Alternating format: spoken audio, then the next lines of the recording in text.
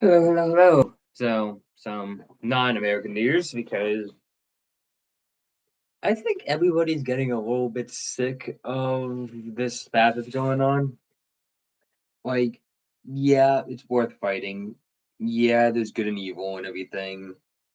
But at the end of the day, there's only so many days in a row I can really care about a topic, no matter how important the topic is.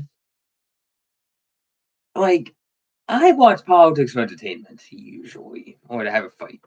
Um, there's only so long I can something in the past, I just can't focus on it.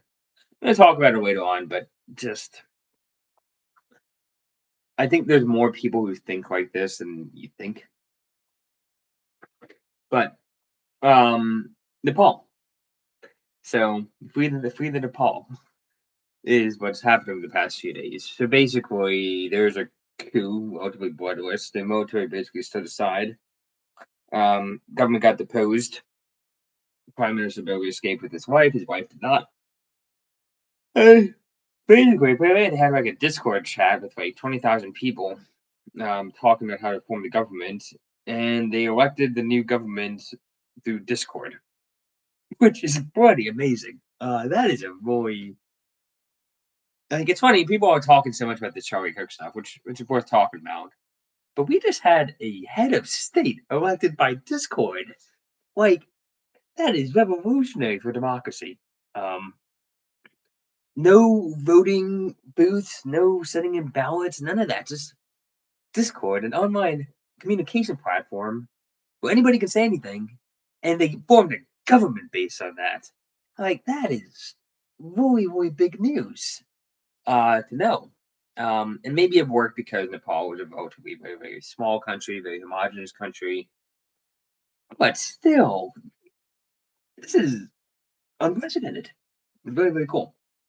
Um, so that is one big news. The other piece of news that's interesting is apparently there's like this British like travel blogger who just kind of traveled to Nepal and he couldn't leave, so he ended up being part of the revolution and is kind of known about because he's a tall white guy in a mostly Asian short country.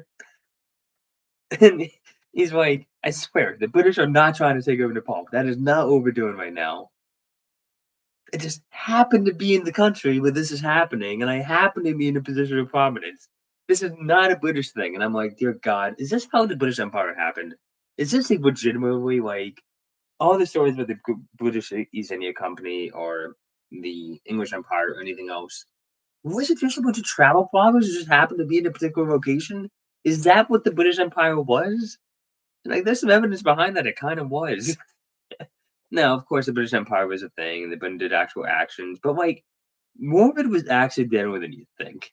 Like you wonder how did the ridiculous British people invade the world? It's like the ridiculousness is a feature, not a bug. So there's some sad stuff with that revolution and stuff, but ultimately it's very, very interesting for me. Anybody who cares about populism to any extent. Um, I don't know if it's gonna keep. That's the big test of a revolution. It's easy to have a temporary short-term fix, but to actually have legs is what's difficult. That's what made the American Revolution so interesting, is the fact that it stayed democratic. Largely because of George Washington not wanting the job of being king. Um, the French Revolution did not work out like that. That worked out with 150 years of chaos. You basically had a bunch of chaos. French Revolution went way out of hand. Then you had Napoleon, then democracy, and then Napoleon's like nephew or something, and then democracy, and then the Nazis, and then democracy, and then three more governments since then. And I think the current French government is probably falling apart right now. Yeah, the American experiment, it may not be replicable. To have just randomly have a revolution. It's very rare for a revolution to stay good. Very, very rare. That's why when people talk about, oh, we need civil war, it's like, no, you don't. If you understood the odds against the Civil War working out in a good way, you would never want that kind of thing to happen, ever. That's why, despite the fact I do blame the left for this, I do want there to be a de-escalation of tensions. And I don't want to be in a country that has civil war going on. Next topic, Maryland. So, my perspective on the left versus right now, is heavily. I've always been conservative. I've always been a conservative in my own. So I have a perspective that is a bit more, both more radical and less radical at the same time. You see, like my family is very right wing. Not that right wing, but like center right. Like we're sensible, well educated, smart, free thinking individuals, and that's where I come from. That's where my family is. Even though my cousins have gone more left, they've still kept some of their right wing tendencies. And that's what you do if you're a right winger in Maryland. You basically go agnostic. Because if you are in the right and open about it, you will be shot down repeatedly. So when I see these crazy people being like, "Oh, he deserved it," or "Oh, he was asking for it," you gotta understand that I grew up with these people. I grew up with these friend groups. I My high school friend group was mostly this type of person. Um, Actually, my actual friend group was not quite, but my region, a lot of the people I grew up with were these kind of people, and I think I was probably one of the more conservative groups, maybe. So when I got to college, it was way more left wing. Like they would hate. I still remember I just pointed out the fact that gay people make more money on average than straight people, which they do, and the entire table got up, left, went to the table next to mine so I could sit and eat dinner by myself. Like these are nasty jerks, really. And I didn't know it because like back then I kind of blamed myself for, oh, I'm socially awkward or I'm weird or whatever. And it's taken me a while to realize that no, they're actually just batshit crazy, and they're all. It's quite a moment when you realize that it's not you that's the problem. It really is everybody else that's the problem. Now, don't get me wrong, I have different issues that I've worked through, but from a political standpoint, they're absolutely the problem. Um, Different things like having three different women yell at me at the top of their lungs at the same time. Different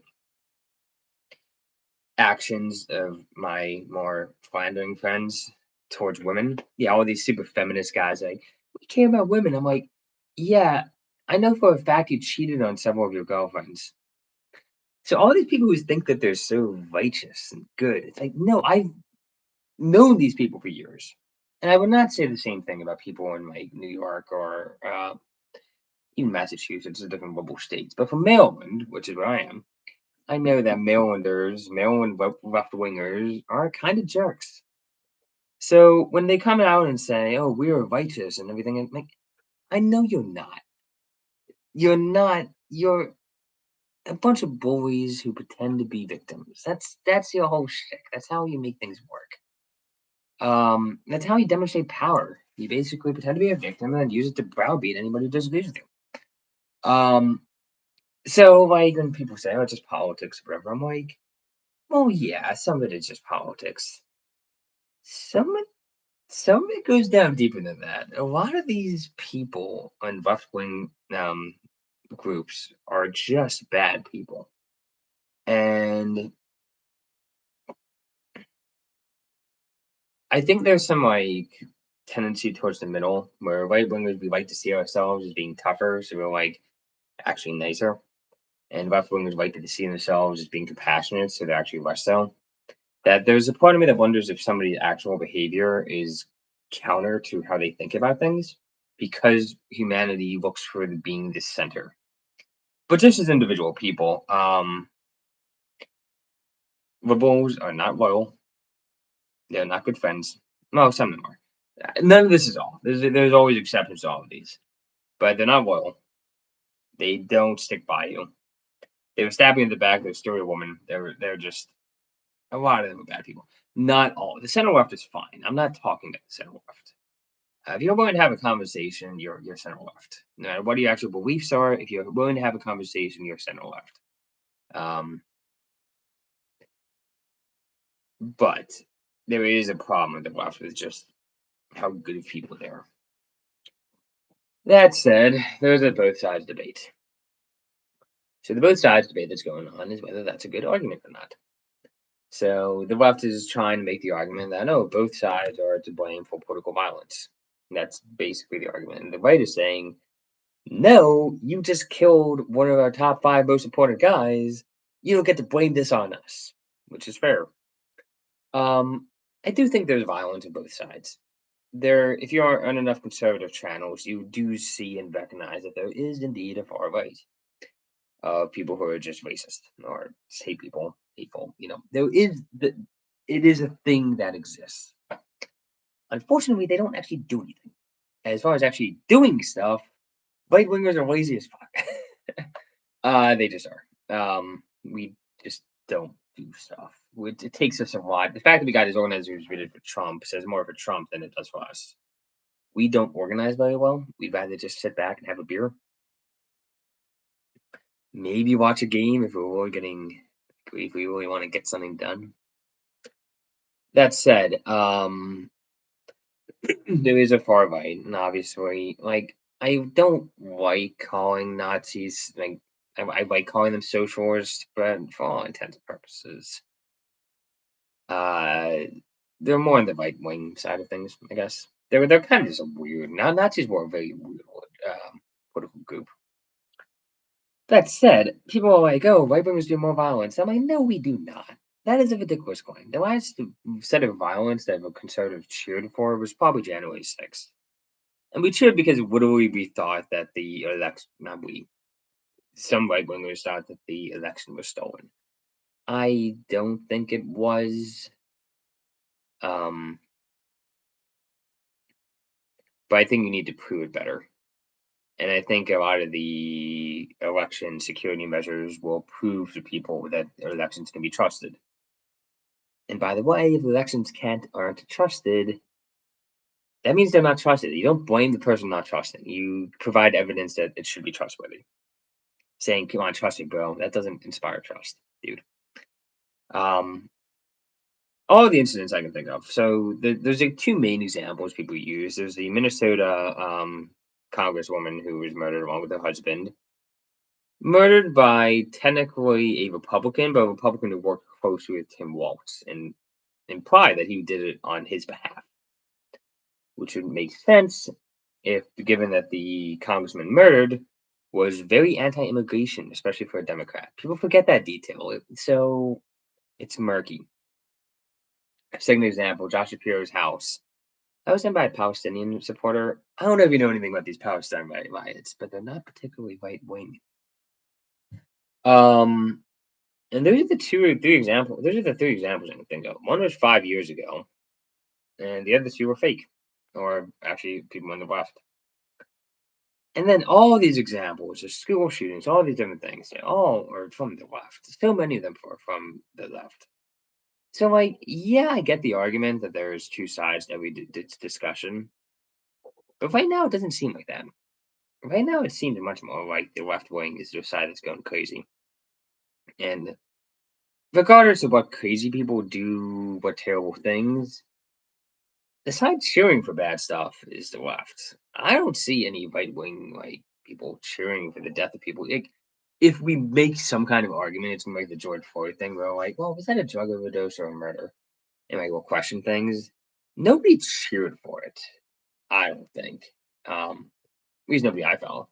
And that's the thing is that you're not attacking like if you're like attacking like, Nick Fuente saying that he's crazy, I get it. But you're attacking like people on the center right and calling us crazy and Nazis and fascists and all these terrible things. Like if you're calling like Ben Shapiro, Charlie Kirk, and like Matt Walsh far right, you really don't mean anything by far right because that's like the center right position. If you call it that crazy, you're essentially calling half of America crazy, which means you're calling regular people crazy, which is stupid. It's you're calling people in the center extreme. The only way the center will look extreme is if you are yourself on an extreme, like geometrically. If the extreme, if the center is here, your opponent's here, and okay, so here you go. It's meant to. Here we go. So if the center right guy is on that dashed line, sorry, and the middle line is the center, and you call that extreme, the only way that can be true is if you are out here on the edge, that circle. That's the only way the geometry makes sense. I'm not arguing with you. You're arguing with geometry. Anyway, cheers.